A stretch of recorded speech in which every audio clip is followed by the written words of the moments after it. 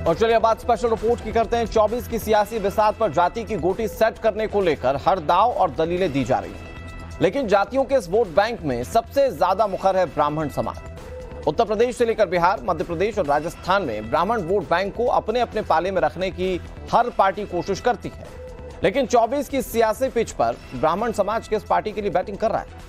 वो मोदी के लिए, एनडीए के लिए मुखर है या फिर राहुल के इंडिया अलायंस के साथ है?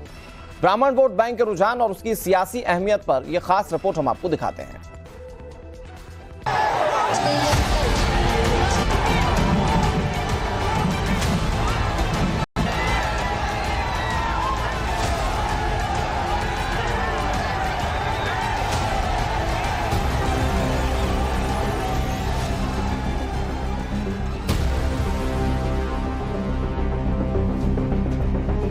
तमाम सियासी वादों और दावों के बाद अब लोकसभा चुनाव में जाति की पिच पर भी बैटिंग शुरू हो चुकी है। पार्टी चाहे कोई भी हो, जाति का सियासी समीकरणों में सेट करने की कोशिश कर रही है, लेकिन 2024 के सियासी शास्त्रार्थ में उत्तर भारत में एक बार फिर से वोटर्स पर सभी पार्टियों की निगाहें टिकी हैं। ब्राह्मणों का असली शुभचिंतक बनने और बताने की होड़ मची है। नरेंद्र मोदी के विजय रथ को सत्ता की कुर्सी तक पहुंचाने में जुटी बीजेपी सभी बिरादरियों को साधने की कोशिश में लगी हुई है और इसीलिए ओबीसी से लेकर आदिवासी समाज तक में पैठ बढ़ाने की कोशिश की जा रही है। लेकिन इन सब के बीच बीजेपी से शुरू से जुड़े ब्राह्मण वोट बैंक की अहमियत भी कम नहीं हुई है।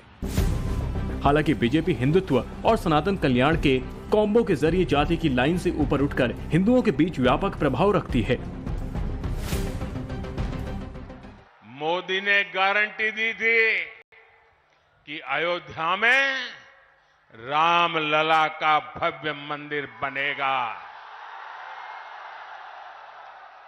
आज अयोध्या में भव्य राम मंदिर का शिखर आसमान छू रहा है। रामनवमी आ रही है, ये पाप करने वालों को भूलना मत भाइयों बहनों, भूलना मत। इंडी गठबंधन वाले सनातन धर्म को समाप्त करने की बात करते हैं।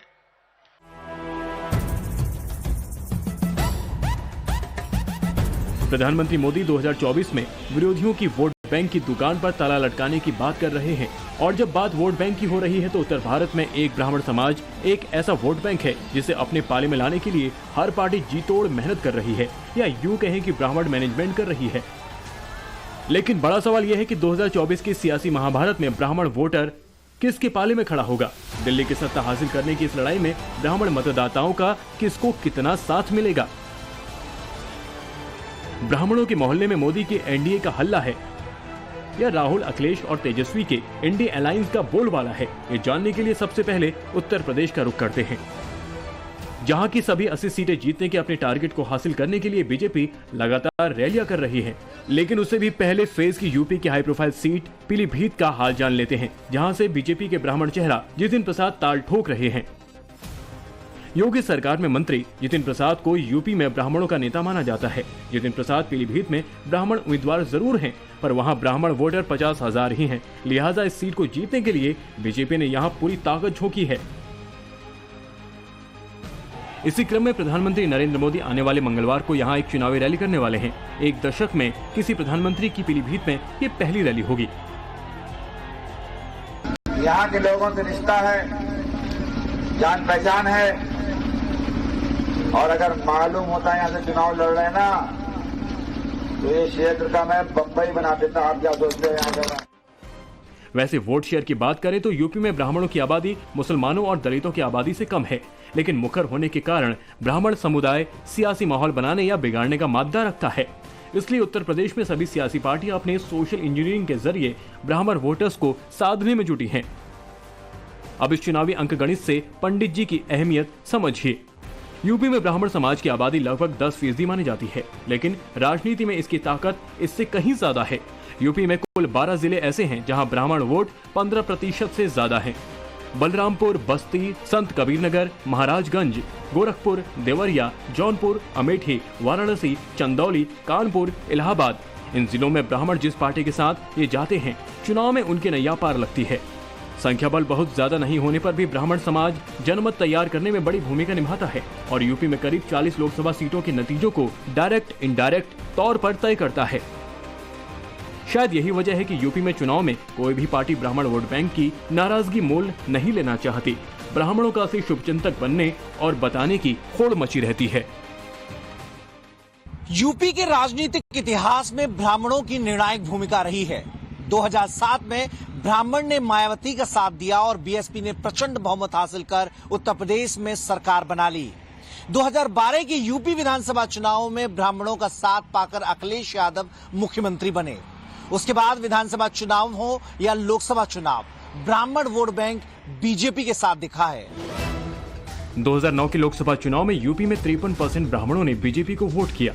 2014 में बीजेपी को ब्राह्मणों का समर्थन बढ़कर 72% तक पहुंच गया और लोकसभा चुनाव 2019 में बीजेपी ने यूपी में कुल ब्राह्मण वोटों का करीब 83% हासिल किया।